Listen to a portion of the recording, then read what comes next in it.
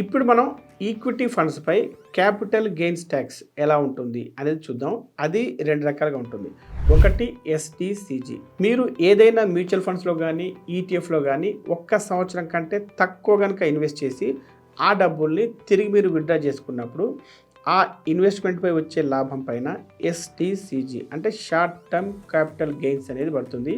అది ఎంత ఉంటుందంటే 20%. ఉదాహరణకు మీరొక మ్యూచువల్ ఫండ్స్‌లో ఇన్వెస్ట్ చేశారు. సంవత్సరం కాకముందే రిటర్న్స్ బాగా వచ్చాయని చెప్పి దాన్ని తీసేసుకున్నారు. అందులో మీకు రూ. 1,00,000 లాభం వచ్చిందనుకోండి. దానిపై ఎస్‌టిసిజి ఎంత ఉంటుందంటే రూ. 20,000. ఇక రెండవది ఎల్‌టిసిజి. మీరు ఏదైనా మ్యూచువల్ ఫండ్స్‌లో గానీ, ఈటీఎఫ్‌లో గానీ ఒక్క సంవత్సరం కంటే ఎక్కువ ఇన్వెస్ట్ చేసుండి, ఆ డబ్బుల్ని తిరిగి మీరు విత్‌డ్రా చేసుకున్నప్పుడు, ఆ ఇన్వెస్ట్‌మెంట్‌పై వచ్చే లాభం పైన ఎల్‌టిసిజి అంటే లాంగ్ టర్మ్ క్యాపిటల్ గెయిన్స్ అనేది పడుతుంది.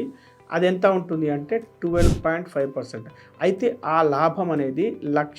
1,25,000 దాటి ఉండాలి. ఉదాహరణకు మీరొక మ్యూచువల్ ఫండ్స్‌లో ఇన్వెస్ట్ చేశారు. 2 సంవత్సరాల తర్వాత మీరు దాన్ని తీసేసుకున్నారు. అందులో మీకు రూ. 2,25,000 లాభం వచ్చిందనుకోండి.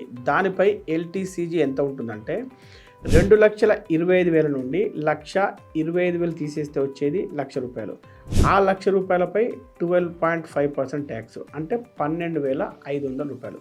సో ఇక్కడ మీరు అర్థం చేసుకోవాల్సింది ఏంటంటే, మీరు పెట్టిన ఇన్వెస్ట్మెంట్స్ కంటిన్యూ చేసినంత కాలం మీపై ఎటువంటి ట్యాక్స్ పడదు. కేవలం వాటిని మీరు తీసుకున్నప్పుడు మాత్రమే, అది కూడా దానిపై వచ్చిన లాభాలపై మాత్రమే ట్యాక్స్ పడుతుంది.